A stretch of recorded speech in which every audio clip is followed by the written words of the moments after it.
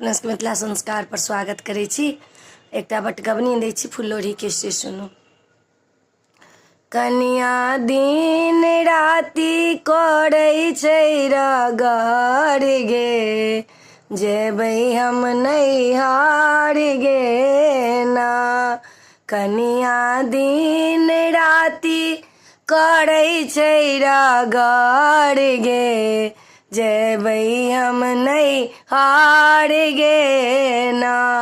जेठ अखाड़ से हो बीत गेल, गर्मी अबिए चली गेल। जेठ अखाड़ से हो बीत गेल, गर्मी अबिए चली गेल। कनिया दिन राति करै छै रगड़ गे, जेबै हम नैहर गे ना। कनिया दिन राति करै छै रगड़ गे, जेबै हम नैहर गे ना।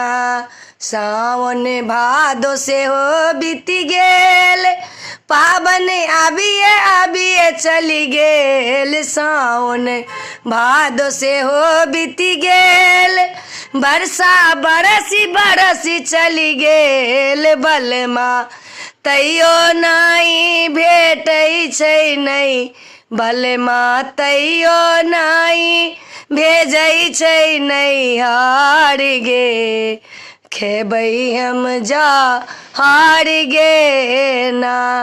कनिया दिन राति करै छै रगड़ गे, जेबै हम नैहर गे ना। आसिन कार्तिक से हो बीत गेल, पर्व लगिए चली गेल। आसिन कार्तिक से हो बीत गेल, पर्व लगिए चली गेल। कनिया दिन राति रोधे ना पसार गे, जेबै हम नैहर गे ना। कनिया दिन राति करै छै रगड़ गे, जेबै हम नैहर गे ना। वीडियो में अच्छा ला अपने से बटगबनी निक लगा तो चैनल के सब्सक्राइब करो, लाइक करो नहीं बिसरबे, कहो के नहीं बिसरबे।